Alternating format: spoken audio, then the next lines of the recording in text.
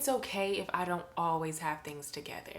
And I think accepting that has allowed me to realize that like I can take some of this pressure off.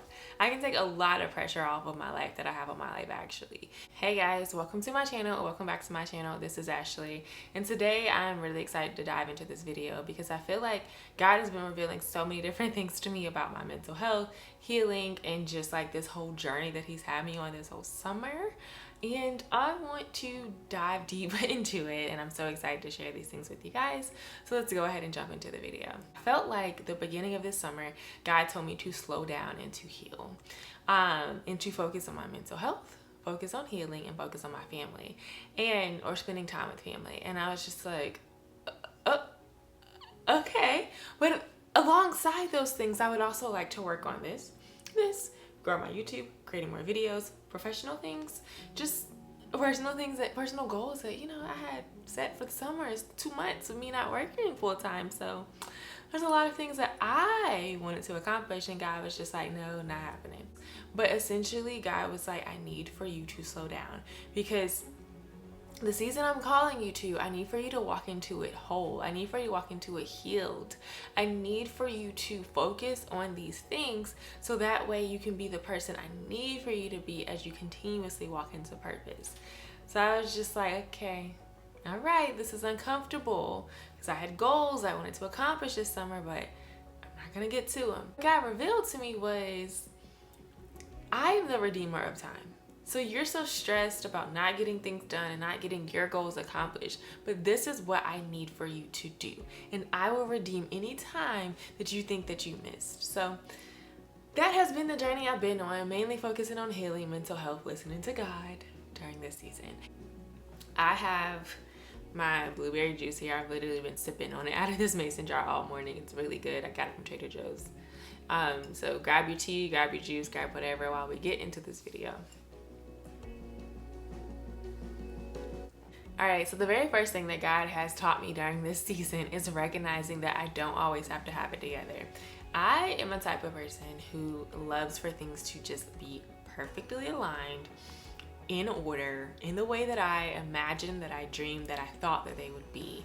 And God has allowed me to see that like it doesn't have to be that way.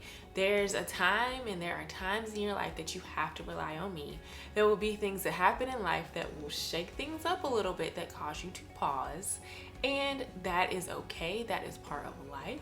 And if you feel like everything has to be perfect, then you're going to feel like you're failing in some ways when it's not. So he's been allowing me to see that everything doesn't have to be perfectly aligned in my life, and it's okay if I don't always have things together. And I think accepting that has allowed me to realize that like I can take some of this pressure off. I can take a lot of pressure off of my life that I have on my life actually. So that has been like one of the number one things that God has been teaching me during this summer, is that it's okay. I don't have it all figured out. I am approaching 30, and that creates anxiety for me of thinking like, oh my gosh, I dreamed of this, and this is what I thought it would be, this is what I imagined it would be, and this is how I want it to be. Oh my God, it's like, slow down, take a deep breath. It's all right. It'll be okay. It'll be okay. It will be okay if things don't end up the way that you dreamed. The plan I have for you is greater. Know that. So that has been something he's been teaching me while I've been on this journey of just healing and focusing a lot more on my mental health. All right, guys, so another thing he's been showing me is that the more that I focus on my mental health and my healing journey, it is essentially going to bless the generations that will come behind me. Like, I want my kids, my future children, to know that there are tools that you can pull from your toolkit for mental health. Like, you can focus on your emotions. This is how you deal with having a tough day. This is how you deal with a tough season in life. Like, you don't hold in trauma. You process it, you figure out how to work through it, you heal from it. I want my kids to know these things.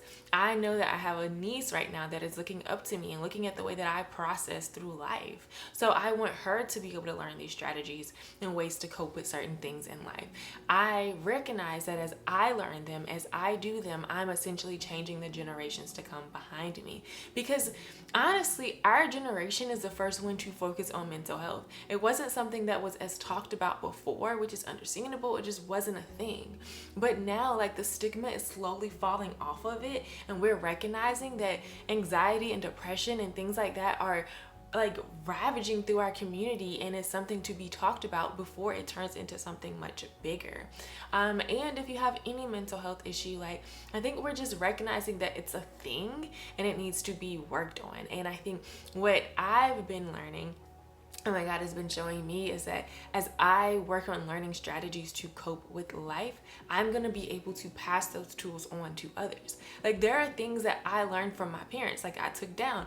I know what to do. I know how to deal with certain areas of my life because of things they taught me. So I want to be able to teach these things to my future kids, to the kids that I have in my life right now, or that God has placed in my life right now as well.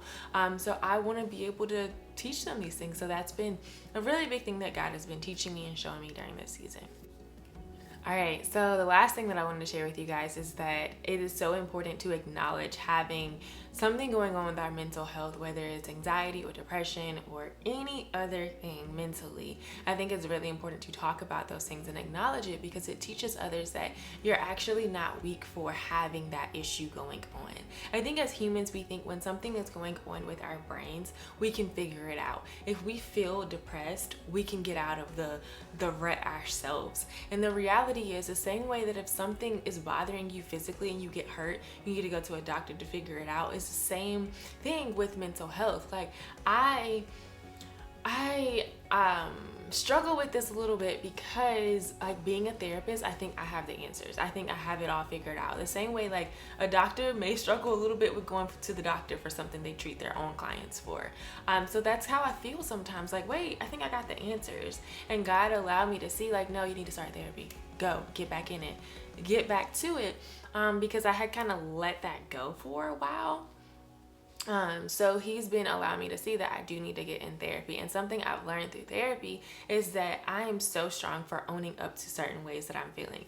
I know this, I talk about it, I probably said it before on my channel, but sometimes applying that to my life is difficult, because I was talking to my therapist, and she was just kind of sharing with me like how certain symptoms I described to her align with anxiety. And I was like, I don't like to put labels on things. Like, for myself, I'll do it for other people, but I don't think I deal with that.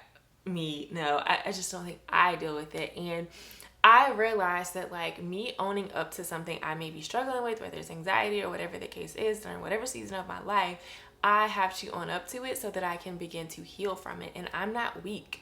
Like, I'm not weak in any way or capacity for not being able to heal myself and having to go to someone else to walk through certain realms of life. Like, life comes, and it will come very fast sometimes. So I wish that as a culture, as a unit, as Black women, as every type of person there is watching this video, I wish that we would stop, like, thinking that we can fix things in our lives ourselves and get help when we need the help. Like, because we're hurting ourselves. Like, yes, our grandma may have dealt with so much and looked so strong because it seemed like she never broke, but you really don't know what grandma was dealing with mentally. So I think just reshaping the way that we view life and the way that we view pain, or have viewed others cope with their pain. I think it's honestly powerful to know that we're the first generation talking more about mental health ever. So there's so much that we are still learning and unlearning as well. So God has just been truly working on me during this season. I'm glad that I was obedient to kind of like slow down and really take this journey on of like truly focusing on my healing, because I think it's going to help me as he pivots me into the next season of my life, or it's going to allow me to walk deeper into the purpose that he has for me, because it really felt like he was saying, like, I can't give you what I'm trying to give or do what I need to do in your life if you're still holding on to this or this or this, or I've never accepted that you need to heal from it. And honestly, I truly believe that we all have things that we need to heal from, to cope with, to have a toolkit for. And I think that is something to really think a lot about. So I pray this video helped you and blessed you in some way. I pray that you are motivated to take a healing journey of your own and do the things that you need to do to be the best version of yourself, for you, for your kids, for your family, for others around you. Because you making that decision to change can essentially change so many more lives. So thank you guys for sticking around. If you watched till the very end of this video, give me a thumbs up. I appreciate you guys for watching, and I will see you next week in my next video.